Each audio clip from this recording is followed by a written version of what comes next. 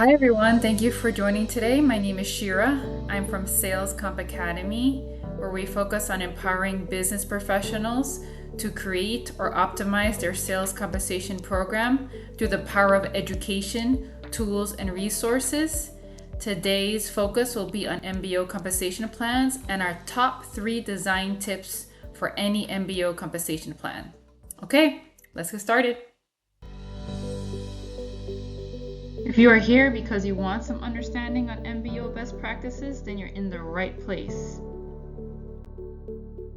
So, before we get into the design tips, let's first define what an MBO compensation plan actually is. An MBO compensation plan is a type of sales compensation plan or payment type. A sales compensation plan is a high-level umbrella term for all sales incentives. As an example, a commission plan where you pay a commission rate is also a sales compensation plan. MBO means management by objectives. You are measuring a salesperson's performance by completion of objectives or milestones. Sometimes these type of plans are called KSOs, which means key sales objectives. Typically, these plans make a lump sum payment at the end of a performance period. The payments are based on achievement towards an objective and are typically paid quarterly or annually.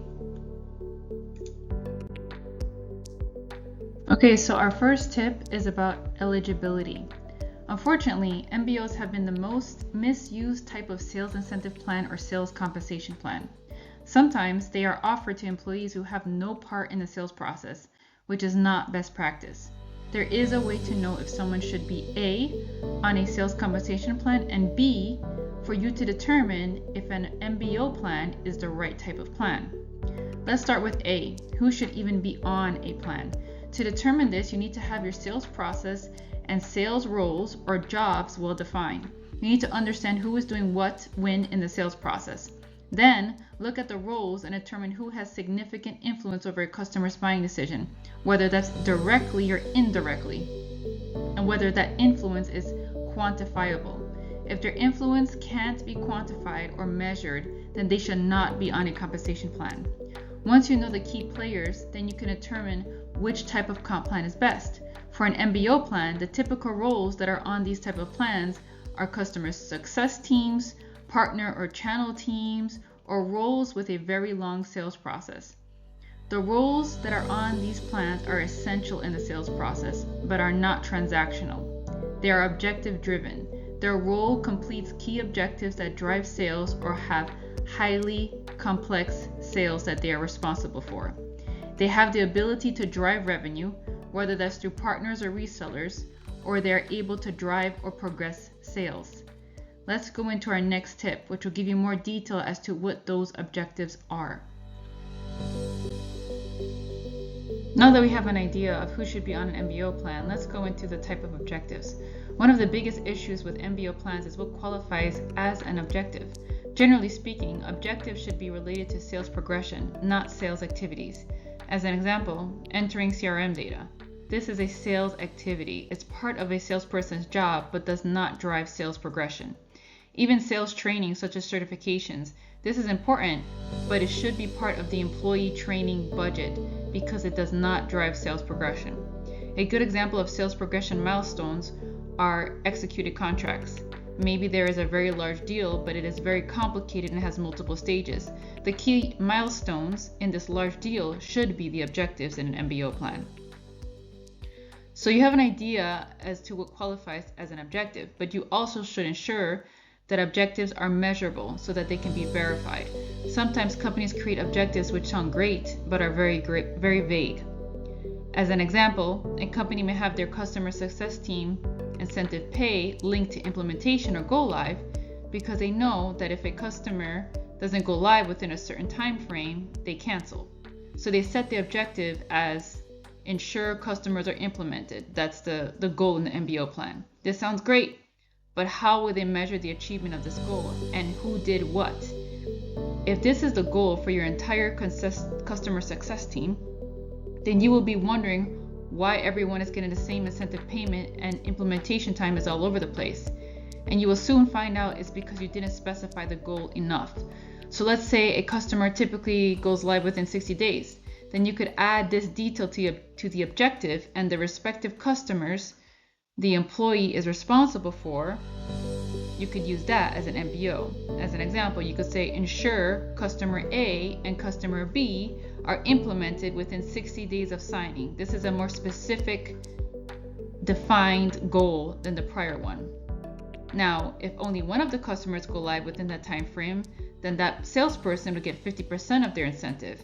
And if they both go live, then they get their 100% of their target incentive.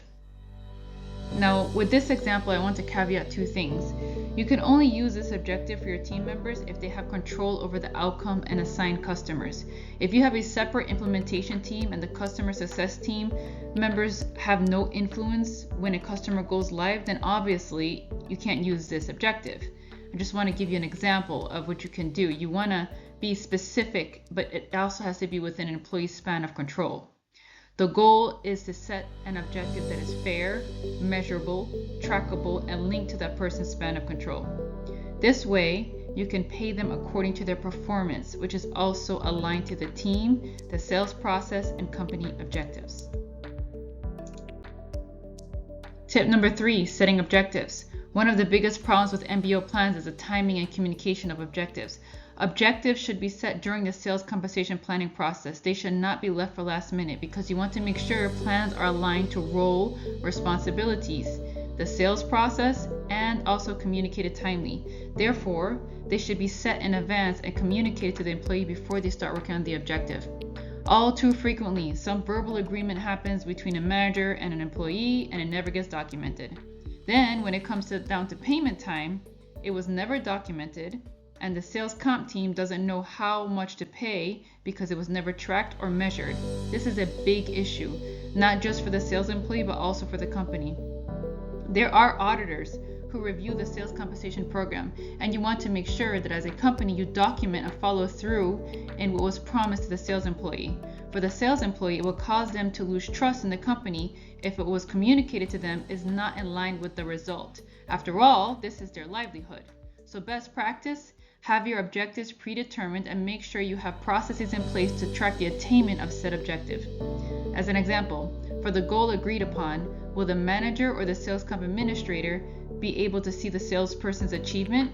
Did they achieve 80% of the objective? 100% of the objective? You need to have this in place. And you want to be as clear as possible. Make sure objectives are documented in the sales compensation plan or the MBO plan, and the employee knows their responsibility so that they can work towards it and get paid accordingly. Those are our top 3 design tips when it comes to MBO plans. To craft an effective MBO plan or a sales compensation plan, there is actually much more detail that goes along with that. There is a whole process around creation of plans and documents that need to be created. All of these are included in our Plan Creators package, which is a step-by-step course that you could complete in one day with all the resources you need, including downloadable templates such as a plan rollout deck, the calculators, a sales commission plan template, all the necessary tools you need to create this type of plan.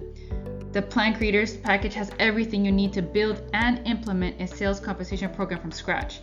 Now, if you just want a community to discuss plan design, management, or implementation, then I encourage you to check out our Sales Compensation Network or the Sales Comp Network. Here, we focus on brainstorming solutions for the many sales comp challenges that we face.